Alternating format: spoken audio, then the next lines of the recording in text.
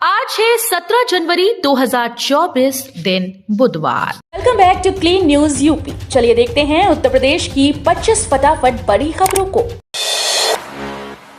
अयोध्या में चलेंगी 150 e buses और 25 ई ऑटो, किराया और रूट तय। रामनगरी में श्रद्धालु और यात्रियों के लिए मुख्यमंत्री योगी आदित्यनाथ ने अयोध्या धाम बस स्टेशन से ई बसेस और ई ऑटो के संचालन के लिए तोहफा दिया था। श्रद्धालुओं को अभी 50 ई बसेस और 25 ई ऑटो का संचालन होगा, जबकि आज 17 जनवरी से ई बस की संख्या बढ़ाकर 100 हो जाएगी। इसके अलावा 4 ई बस भी चलाई जाएंगी और 20 जनवरी से ई बसेस की संख्या बढ़ाकर 150 कर दी जाएगी। इस शहर के डॉक्टर 22 जनवरी तक मरीजों से लेंगे आधी फीस, निःशुल्क करेंगे ऑपरेशन। राम नाम की औषधि खरी नियत से खाए, अंग रोग व्यापे नहीं महारोग मिट जाए। गोस्वामी तुलसीदास की बताई राम नाम की इस औषधि को खाने की मेरठ शहर के डॉक्टर्स में होड़ मच गई है। उनका मानना है कि सांसारिक दुख दर्द को मिटाने का एकमात्र साधन श्री राम की औषधि है। इसे पाने के लिए उन्होंने 22 जनवरी तक मरीजों की मुफ्त सेवा करने का संकल्प लिया। वो इस पावन दिन का साक्षी बनकर श्री राम के चरणों में अपनी कृतज्ञता प्रकट करना चाहते हैं। देश में पहली बार अयोध्या के सरयू में चलेगी सोलर बोट। प्राण प्रतिष्ठा से पहले सीएम योगी करेंगे शुभारंभ। अयोध्या को मॉडल सोलर सिटी के रूप में परिवर्तित करने के योगी सरकार के प्रयास के तहत यहां देश में पहली बार सोलर पावर इन बेल ई बोट को सरयू में उतारा गया। अधिकृत सूत्रों ने मंगलवार को बताया कि उत्तर प्रदेश नवीन और नवीकरणीय ऊर्जा अभिकरण ने अयोध्या के सरयू नदी में इस बोट सर्विस के नियमित संचालन की रूपरेखा तैयार कर ली है। काशी के शिल्पकार का अनोखा तोहफा, 108 दिन में सोने चांदी और हीरे से बनाई श्री राम मंदिर की अनुकृति। अयोध्या में भगवान श्री राम की प्राण प्रतिष्ठा समारोह को लेकर पूरे देश में धूम मची है। हर कोई 22 जनवरी को होने वाले समारोह को अपने तरीके से यादगार बनाने में जुटा है। ऐसे में गुलाबी मीनाकारी के राष्ट्रीय अवार्ड से सम्मानित हस्तशिल्पी वाराणसी के कुंज बिहारी ने सोने चांदी और डायमंड से 108 दिनों की मेहनत से श्री राम मंदिर की अनुकृति बनाई है। यूपी विधान परिषद उपचुनाव के लिए भाजपा ने दारा सिंह चौहान को बनाया प्रत्याशी। 18 को भरेंगे नामांकन। यूपी विधान परिषद में एक सीट के लिए होने वाले उपचुनाव के लिए भाजपा ने पूर्व विधायक दारा सिंह चौहान को उम्मीदवार घोषित किया। वो 18 जनवरी को नामांकन दाखिल करेंगे। पार्टी सूत्रों के मुताबिक यूपी भाजपा की कोर कमेटी ने उपचुनाव के लिए पैनल तैयार कर केंद्रीय नेतृत्व को भेजा था। पैनल में सपा छोड़कर भाजपा में शामिल हुए दारा सिंह चौहान का नाम प्राथमिकता पर था। राम मंदिर ट्रस्ट की अपील, सभी भक्त भगवान राम की वापसी पर बनाएं वीडियो। 22 जनवरी को भगवान राम मंदिर में विराजमान करेंगे और प्राण प्रतिष्ठा समारोह की तैयारियां अपने अंतिम चरण पर हैं। इस बीच श्री राम जन्मभूमि तीर्थ क्षेत्र ने लोगों से अपील की है कि वो इस आयोजन को लेकर एक शॉर्ट फिल्म बनाकर अपने विचार और भावनाओं को व्यक्त करें। ट्रस्ट ने इस वीडियो को सोशल मीडिया पर पोस्ट करने को भी कहा। श्री कृष्ण जन्मभूमि शाही ईदगाह मस्जिद विवाद में सर्वे पर लगी रोक, सुप्रीम कोर्ट का बड़ा फैसला। सुप्रीम कोर्ट ने मथुरा के श्री कृष्ण जन्मभूमि शाही ईदगाह मस्जिद विवाद के संबंध में एक बड़ा फैसला सुनाया। कोर्ट ने मस्जिद का सर्वेक्षण करने के लिए आयुक्त नियुक्त करने के इलाहाबाद हाई कोर्ट के आदेश पर रोक लगा दी। हालांकि कोर्ट ने कहा कि अदालत मामले की सुनवाई जारी रखे। जस्टिस संजीव खन्ना और जस्टिस दीपांकर दत्ता की पीठ ने शाही ईदगाह मस्जिद कमेटी की तरफ से दायर की गई एक विशेष अनुमति याचिका पर सुनवाई करते हुए इलाहाबाद हाईकोर्ट के 14 दिसंबर के आदेश पर रोक लगा दी। गोला डिपो से बलिया तक रोडवेज की सेवा शुरू। 22 जनवरी के बाद मिलेगी अयोध्या के लिए बस। लखीमपुर खीरी के गोला डिपो ने बलिया तक रोडवेज बस सेवा शुरू कर दी। अयोध्या जाने वाले श्रद्धालुओं को अभी थोड़ा इंतजार करना होगा। डिपो ने मकर संक्रांति से अयोध्या तक बस संचालन की योजना को आगे बढ़ा दिया। अब 22 जनवरी के बाद ये सेवा शुरू होगी। यात्रियों की सुविधा के लिए गोला डिपो ने गोला से बलिया के लिए सीधी बस सेवा शुरू की है। अखिलेश यादव बोले 2024 का चुनाव हार जीत का नहीं, युवा पीढ़ी के भविष्य का चुनाव है। सपा के राष्ट्रीय अध्यक्ष और पूर्व मुख्यमंत्री अखिलेश यादव ने कहा कि 2024 नया साल ही नहीं, परिवर्तन का साल है। 2014 में आए लोगों को 2024 में हटाने का समय आ गया। दिल्ली की सत्ता में बैठी सरकार ने 10 साल में क्या दिया है, इस पर गौर करना होगा। गरीबों और किसानों पर अत्याचार किया। विकसित भारत और विश्व गुरु बनाने की बात कर किसानों को ठगने का काम कर रही हैं। काशी के नाइट बाजार में मिलेंगी बनारसी साड़ियां, मशहूर खान पान भी है शामिल। काशी के नाइट बाजार में ओडीओपी के उत्पाद बनारसी सिल्क की साड़ियों को भी रखने की तैयारी चल रही है। यहां के मशहूर खान पान को भी चौकाघाट फ्लाईओवर के नीचे चल रहे नाइट बाजार में रखा जाएगा। इसके लिए स्मार्ट सिटी ने खाका तैयार किया। इस काम में वेंडर्स की मदद ली जा रही है। काशी में आने वाले देसी विदेशी पर्यटकों को कैंट स्टेशन व आसपास के इलाकों से होकर गुजरना पड़ता है। यहां पर स्मार्ट सिटी की ओर से नाइट बाजार विकसित किया गया है। अमेरिकी विमानन कंपनी बोइंग भारत में बनाएगी 5, यूपी के शहर में बनेगा गोदाम। मोदी और योगी सरकार की नीतियों के चलते विदेशी कंपनीज ने यूपी में निवेश करने की रुचि दिखानी शुरू कर दी। अमेरिकी विमान विनिर्माता बोइंग ने विमान के पार्ट्स के लिए उत्तर प्रदेश के खुर्जा को चुना। बोइंग ने यहां एक गोदाम खोलने की घोषणा की। कंपनी ने कहा कि 36,000 वर्ग फुट का भारत वितरण केंद्र तीसरे पक्ष के लॉजिस्टिक्स प्रदाता डीबी श्रिंकर के सहयोग से संचालित किया जा रहा है। राम मंदिर की सौगात के बाद यूपी के 35 जिलों को पीएम मोदी देंगे अरबों का तोहफा।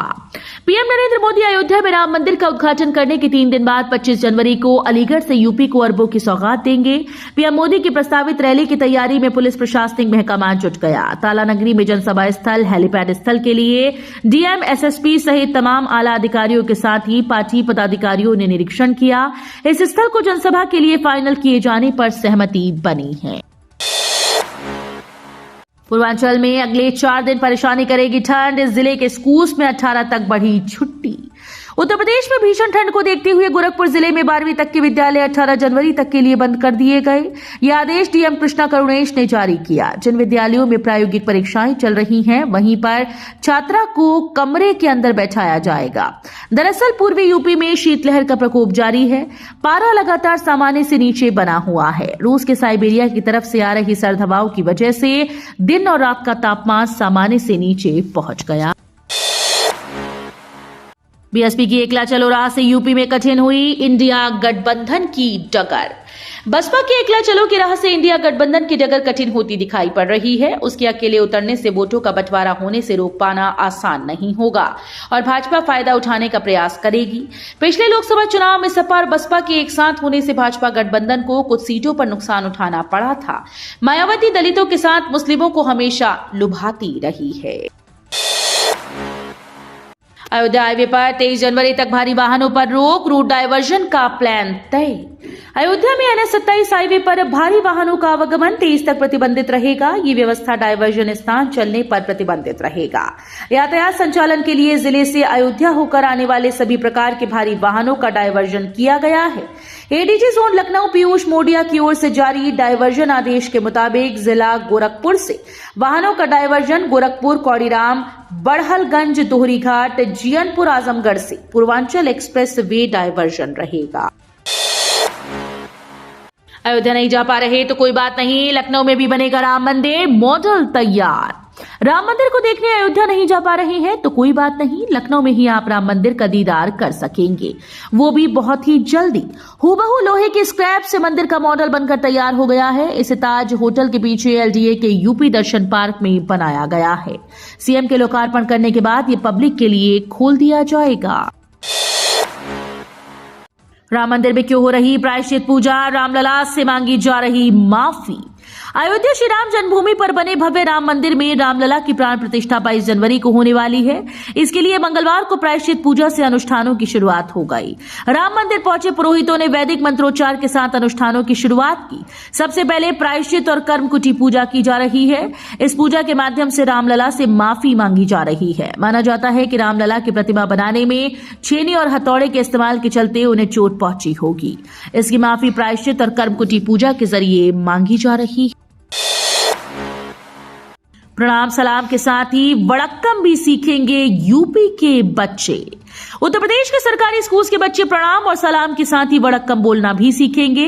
बेसिक शिक्षा परिषद के 1.14 लाख से अधिक प्राथमिक स्कूल्स में कक्षा 1 व 2 की अंग्रेजी, हिंदी व गणित की राष्ट्रीय शैक्षिक अनुसंधान और प्रशिक्षण परिषद की किताबें चलनी हैं। इन किताबों को यूपी के संदर्भ में कस्टमाइज करते हुए राज्य शिक्षा संस्थान की ओर से रिपोर्ट NCERT मुख्यालय भेजी गई है।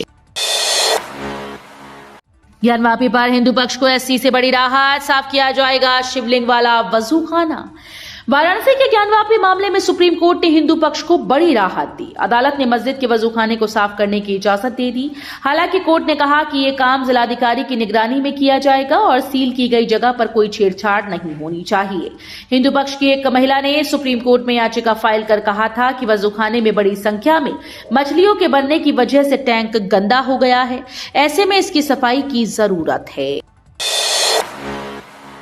अब होगी ड्राइवर्स की आंखों की नियमित जांच। रोड सेफ्टी पर नितिन गडकरी ने कही ये बड़ी बात।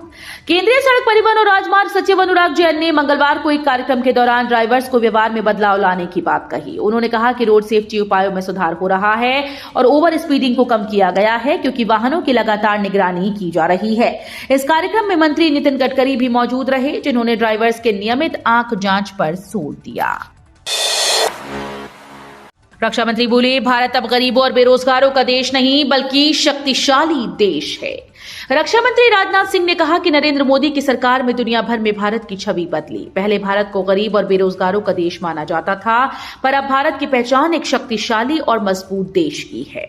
उन्होंने कहा कि देश की छवि में बदलाव के लिए सिर्फ प्रधानमंत्री नरेंद्र मोदी को ही श्रेय जाता है। राम मंदिर प्राण प्रतिष्ठा के दिन 5 राज्यों में छुट्टी। 22 जनवरी को अयोध्या में रामलला की प्राण प्रतिष्ठा होने वाली है। ये समारोह 12:20 पर शुरू हो जाएगा। इस दौरान पीएम मोदी समेत तमाम दिग्गज नेता मौजूद रहेंगे। समारोह को लेकर कई राज्यों ने 22 जनवरी को छुट्टी का ऐलान कर दिया। इसमें यूपी, मध्य प्रदेश, छत्तीसगढ़, हरियाणा और गोवा शामिल है। यूपी, एमपी, हरियाणा में शराब और मीट की दुकानों को बंद रखने का भी आदेश दिया गया। महिलाओं को वित्त मंत्री से मिलेगा टैक्स छूट का गिफ्ट। बजट 2024 में एनपीएस पर हो सकता है फैसला। आम चुनाव से पहले पेश होने वाले अंतरिम बजट से पहले सरकार लोक लुभावन घोषणाओं से बचेगी और राजकोषीय मजबूती पर ध्यान देना जारी रखेगी।